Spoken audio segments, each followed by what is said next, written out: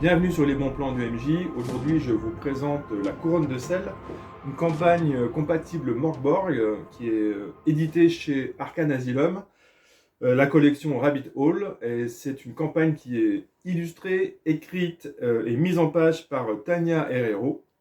Et puis justement pour cette campagne qui se passe principalement sous terre, on va avoir la possibilité de suivre les personnages dans leur progression dans les souterrains.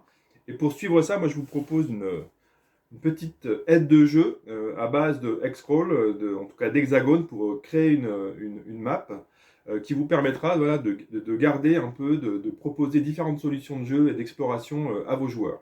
On regarde ça tout de suite.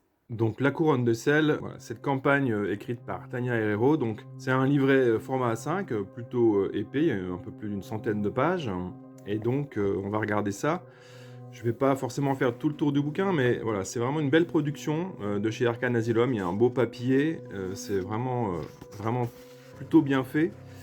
En page d'intro, on a en plus la possibilité de télécharger la bande son, la bande originale, voilà, pour accompagner la partie. Donc c'est compatible Morkborg, on a le logo.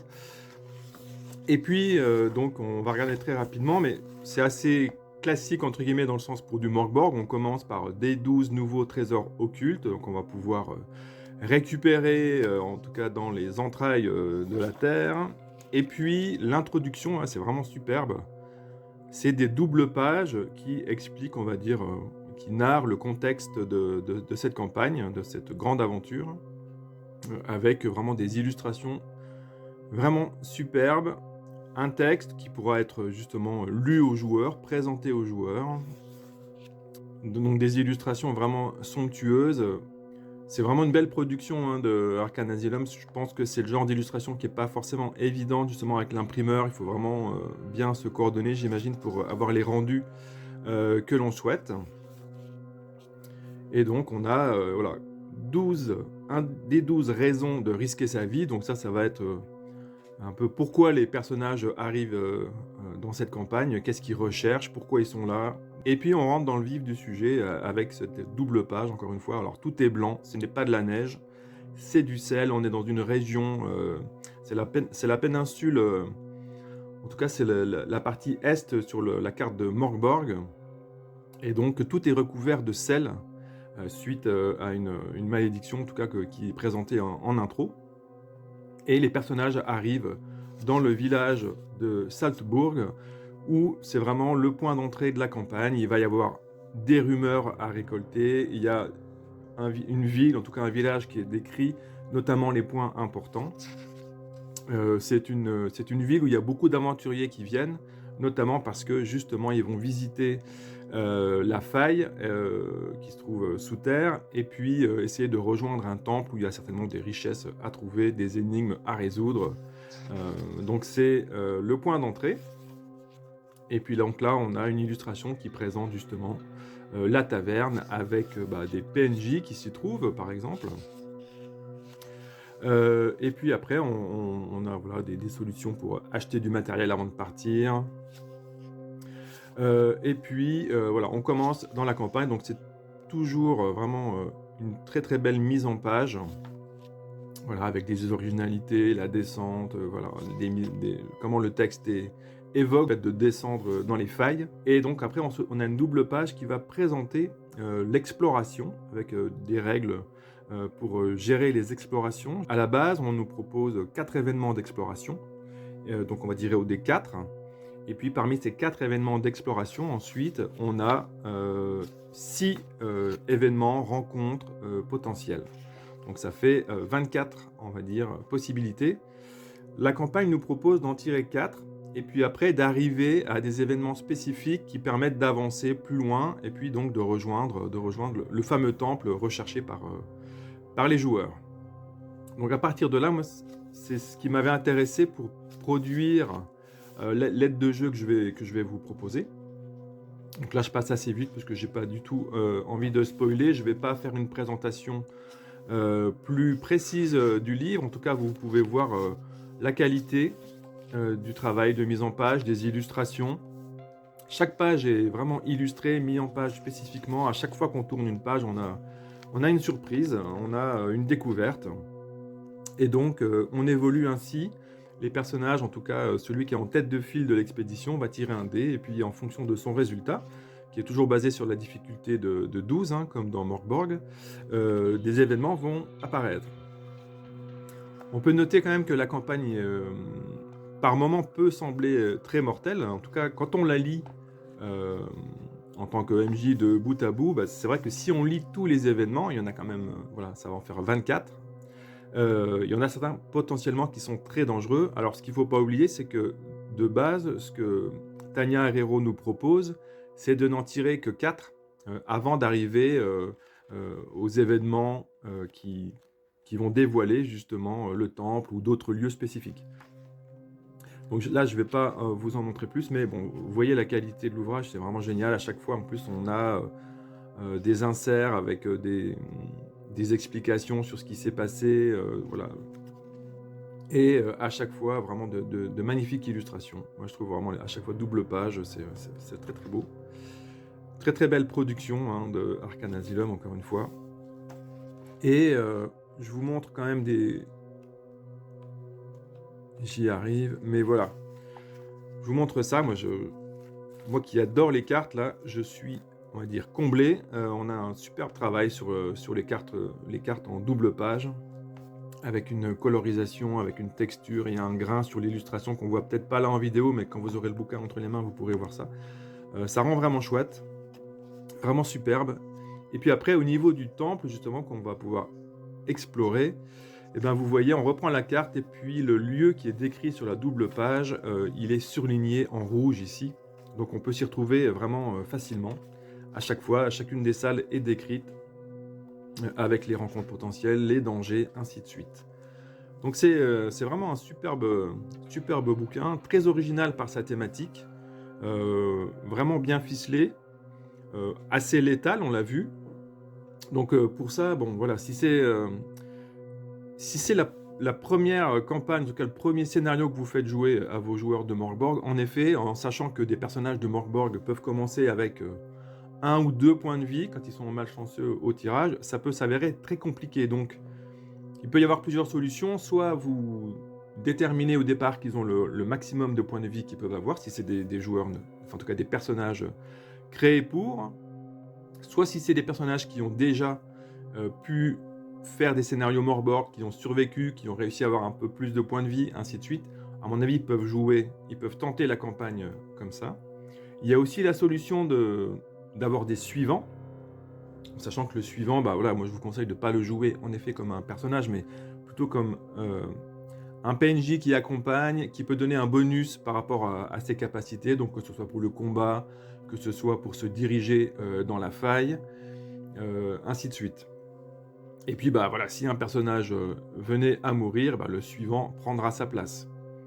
Sinon, vous avez aussi la possibilité, je vais mettre le lien, voilà, un petit supplément, en tout cas un petit livret que j'avais fait pour continuer à jouer justement avec votre personnage entre guillemets, c'est-à-dire sous une autre forme. Votre personnage meurt, mais il revient sous la forme d'un recousu, d'un déterré ou d'un esprit réincarné.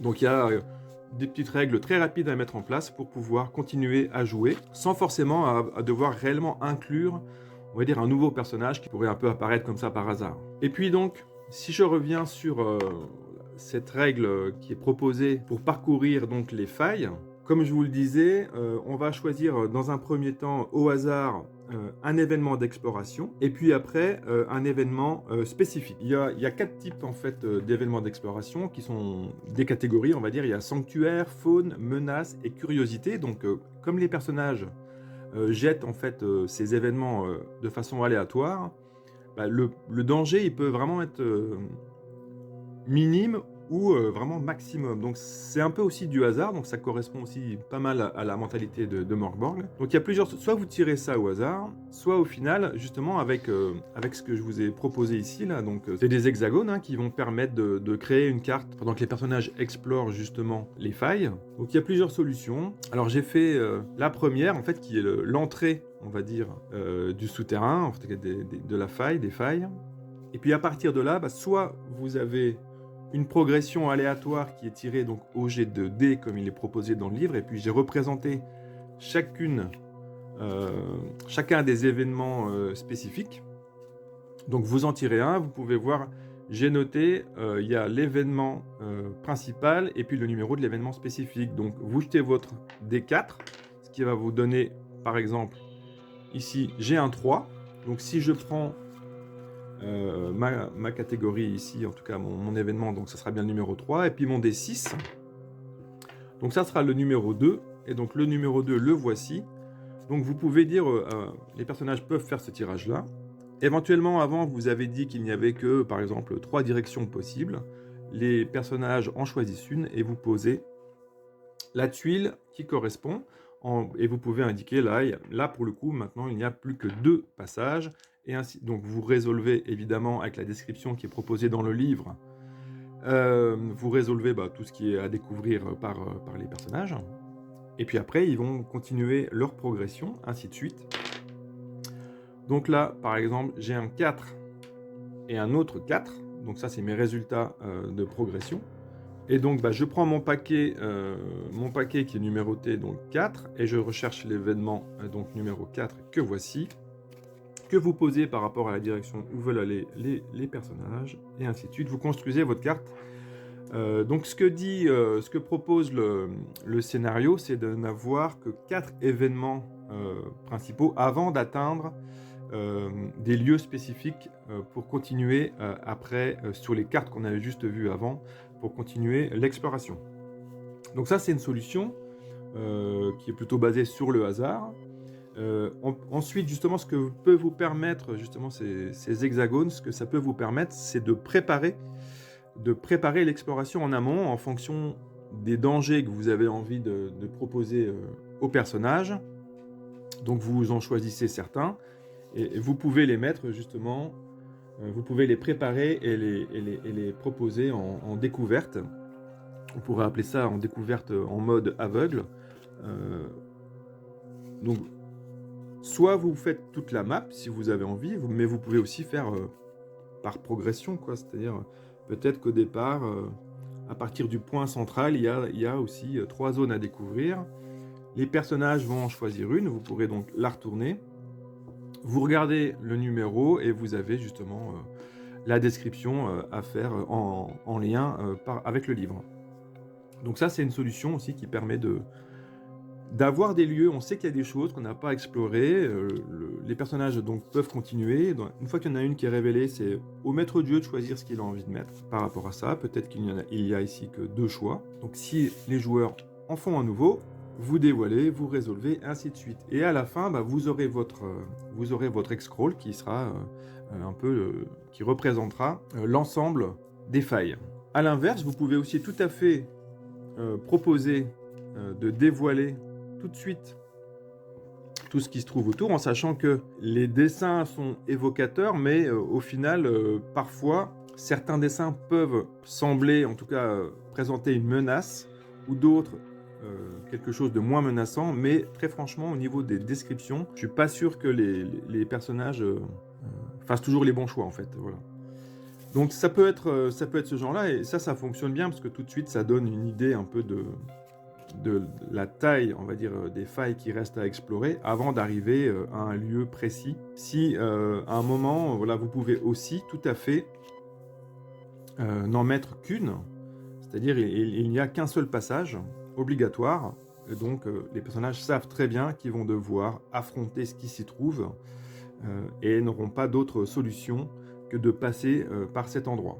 Et puis après, vous pouvez aussi justement, ce qui peut être intéressant, c'est de jouer le retour à la surface une fois que les personnages ont résolu la campagne, ou s'ils ont réussi à survivre à tout ce qui s'y trouve, eh bien ils peuvent peut-être faire le chemin inverse en évitant les points peut-être les plus dangereux, ou en étant curieux et en allant visiter ce qu'ils n'ont pas encore visité. Donc pareil, hein, quand ils visitent un endroit, vous pouvez très bien mettre une petite gemme pour indiquer le parcours qu'ils ont fait. Voilà.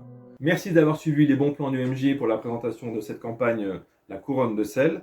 N'hésitez pas à liker, à vous abonner, à laisser un commentaire. Et puis, j'espère que vous découvrirez cette extraordinaire campagne, vraiment superbement réalisée par Tania Herrero, et puis superbement publiée par Arcane Asylum. Merci, à bientôt.